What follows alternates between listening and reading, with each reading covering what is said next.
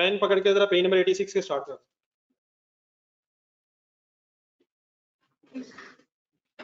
Labour variances की further जरा हमने डिटेल में जाना और एक हेडिंग नजर आएगी आपको idle time variance.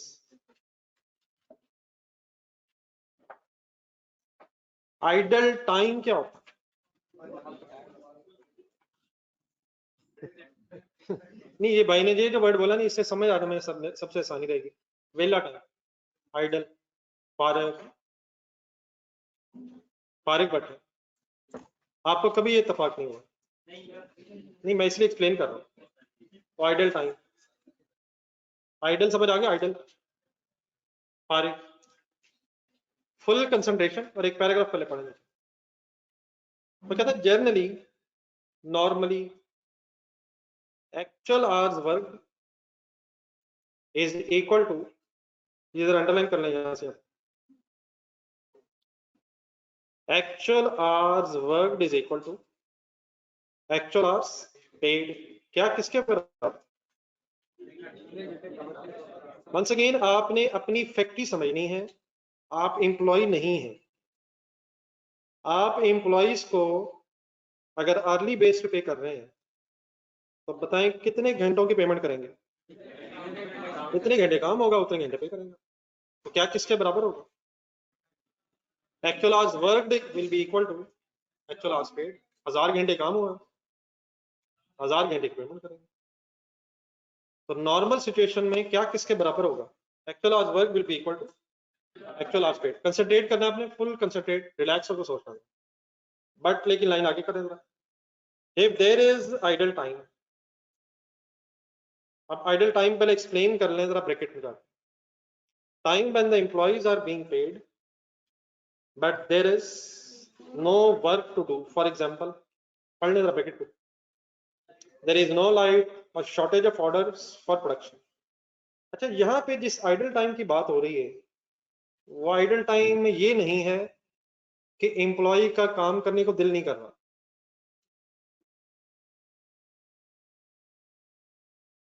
Employ factory में फारग बैठा है, अपनी मर्जी से मोबाइल पे खेल रहा है, तो डेफिनेटली आप उस टाइम के उसे कोई पैसे कभी भी नहीं देंगे, बंदे भी नहीं उसके।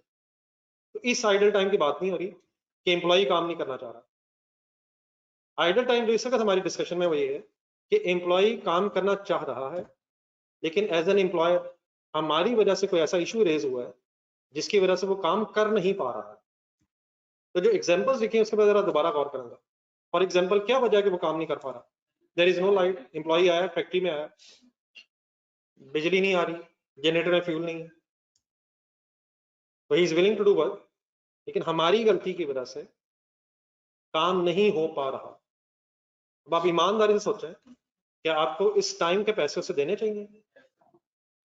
एक सेकंड के लिए एम्प्लॉय बने, एक सेकंड के लिए, तो अपने आप को उस बंदे की जगह खड़ा कर लें जिसके लिए आप डिसीजन कर रहे हैं।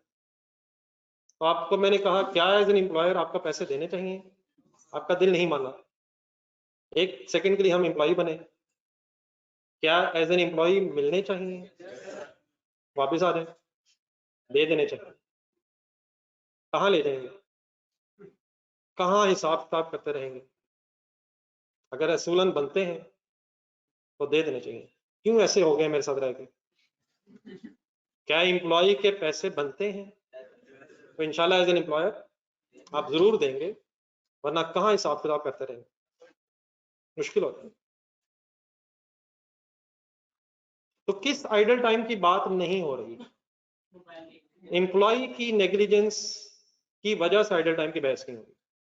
एज एन एम्प्लॉयर हमारी किसी गलती की वजह से अगर काम नहीं हो पा रहा, employ is willing to work, तो उस वजह से जो आइडल टाइम होगा हम उस टाइम के पैसे पे कर रहे होंगे। एक और एग्जांपल लिखी हुई, बाकी एग्जांपल इंशाल्लाह और आ रही है।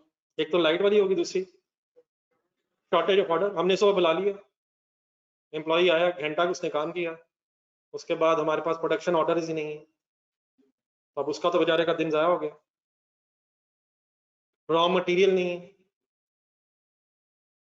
यूनिट्स बन रहे थे, रॉ मटेरियल खत्म हो गया, रॉ मटेरियल अब आएगा, काम शुरू होगा। तो हमारी किसी नेग्लिजेंस की वजह से अगर काम नहीं हो पा रहा और एम्प्लॉय बेचारा फारग हो गया है, तो इवन उस इवन देन उस टाइम पीरियड के जो आप पैसे देंगे वो फिर आइडल टाइम की पेमेंट होगी।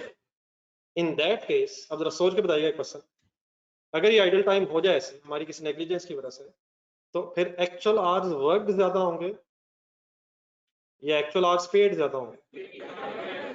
ये वाइस वर्सा तो कभी नहीं होना चाहिए। वर्कड आवर्स ज्यादा हैं या पेड आवर्स कम है, अल्लाह ना करे ये हो, वो हिसाब बड़ा मुश्किल हो जाएगा। लेकिन वाइस वर्सा कब हो सकता है? अगर हमारी नेग्लिजेंस की वजह से काम नहीं हो पाया तो उस केस में actual hours paid will B more than worked hours. Worked hours will be more या paid hours will be more? किन घंटों को भी आप पैसे दे रहे होंगे जिनमें एक्चुअली काम हुआ नहीं, लेकिन वो कब दे रहे होंगे? अगर हमारी किसी नेग्लिजेंस की वजह से आइडल टाइम हुआ है। आए जरा सेंटेंस पूरा कर लें विदाउट ब्रैकेट, जनरली से शुरू कर लें। Actual hours paid will be equal to actual hours work, but if there is idle time bracket छोड़ दें आप, if there is idle time, in such a case actual hours paid maybe more than what? क्या will be more than what? Any confusion? Idle time समझ आ गया?